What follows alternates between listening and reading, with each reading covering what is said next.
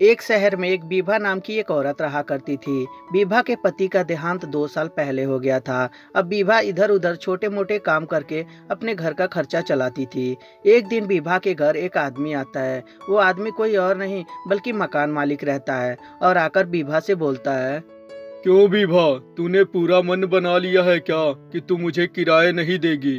अभी 3 महीने का तेरा किराया बाकी है। कब दे रही है मुझे तू किराए?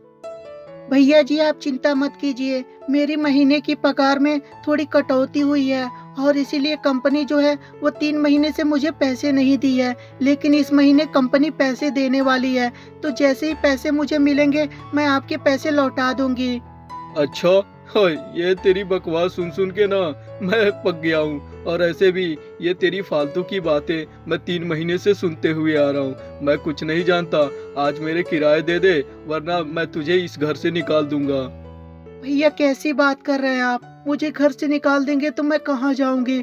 और ऐसे भी इस शहर में मेरा कोई जान परिचय भी नहीं है। प्लीज भैया कुछ दिन का मोहलत और दे दीजिए, मैं आपके पाई पाई चुका दूंगी। अच्छा, तो मैं क्या यहाँ खैरात बांट रहा हूँ कि पाई पाई तू मेरा चुकाएगी? और ऐसे भी मैं कुछ नहीं जानता। ऐसे भी एक किराएदार आया था और वो मुझे अच्छे पैसे दे रहा है, तो मेरे पास कमरे तो खाली नहीं है।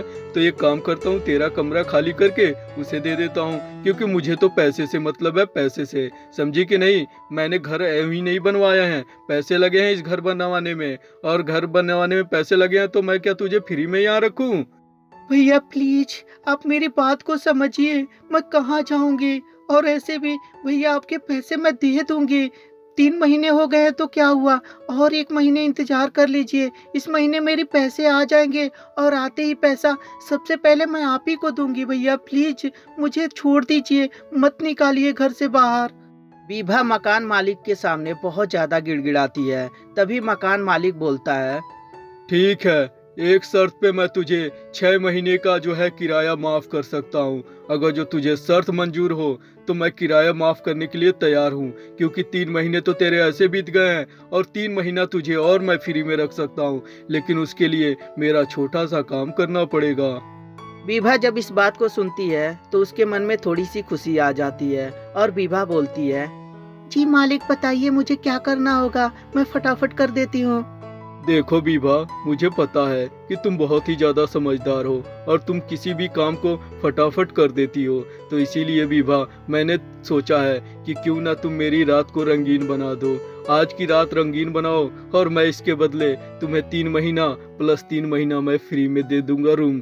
और ऐसे भी तुम आराम से यहाँ काट सकती हो समय। और ऐसे भी जब 3 महीना बीत जाए फिर से मेरी रात रंगीन कर देना। उसके बदले मैं फिर से तुम्हें 3 महीने के लिए फ्री में कमरा दे दूंगा। और क्या चाहिए तुम्हें बीबा? बीभा जब इस बात को सुनती है तो उसके पैरों तले जमीन खिसक जाती है कि मकान मालिक ये कैसी शर्त रख रहा है। तभी बीभा बोलती है। सेठ जी आप एक ऐसी बात कर रहे हैं, आपको थोड़ी सी भी शर्म नहीं आ रही है? आप एक विधवा के साथ ऐसी बात कर रहे हैं, और ऐसे भी आपको पैसे ही ना चाहिए? आपके पैसे मैं दे दूंगी, समझे कि नहीं? अब निकल जाइए मेरे कमरे से, वरना पुलिस को सारी बात मैं जाके अभी बताऊंगी। सेठ जब सुनता है कि विभा पुलिस के पास जाकर सारी बात बताएगी, तभी सेठ बोलता है। ठीक है, मैं तुम्हें पूरे 20 दिन का मोहलत देता हूँ। 20 दिन में तुमने पैसे नहीं दिए तो मेरा घर खाली कर देना। समझी कि नहीं? और ये बोलकर सेठ वहां से चला जाता है। तो दोस्तों कैसी लगी ये स्टोरी हमें कमेंट करके जरूर बताएं। स्टोरी अच्छी लगी हो तो कृपया लाइक कर दें और हमारे चैनल को सब्सक्राइब करते समय घंटी भी दबा दें। और हाँ दोस्तों, अपने दोस्तों के साथ शेयर करना बिल्कुल ना भूलें। धन्यवाद दोस्तों।